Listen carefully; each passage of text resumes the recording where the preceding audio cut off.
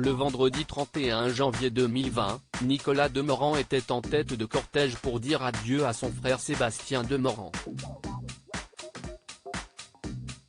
Encore très marqué par ce drame personnel, le journaliste a souvent du mal à cacher ses émotions. Et même s'il aborde très peu ce sujet sensible, il lui arrive quelquefois d'y faire référence avec beaucoup de pudeur.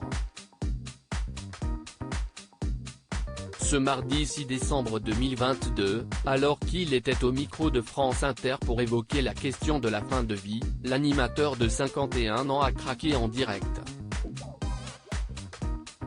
CST en lisant à haute voix le témoignage émouvant d'un auditeur que Nicolas Demorand s'est retrouvé submergé par l'émotion.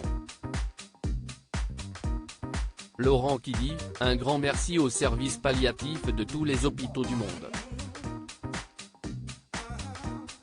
Mon ex-femme est partie hier. Mes enfants de 16 et 19 ans ont pu rester avec elle durant ces derniers jours, heures. Excusez-moi, je suis bouleversé car ça me rappelle des souvenirs personnels, a-t-il lâché avec la voix tremblante. Mon éternel frangin. Il faut dire que l'animateur a vécu une période très difficile lorsque son frère, dont il était très proche, est tombé gravement malade. Un souvenir douloureux qui semble encore le hanter, même 2 ans après le décès de ce dernier. J'ai pu aussi faire l'expérience de ce que pouvaient être les soins palliatifs. Un proche, un très proche s'y retrouve. CST aussi une école d'humanité, a-t-il témoigné. Puis, sa collègue Marie-Pierre Planchon a présenté la météo en finissant avec ces quelques mots, « Neige à la Saint-Sébastien, mauvaise herbe ne revient ». De quoi inspirer Nicolas Demorand pour le mot de la fin.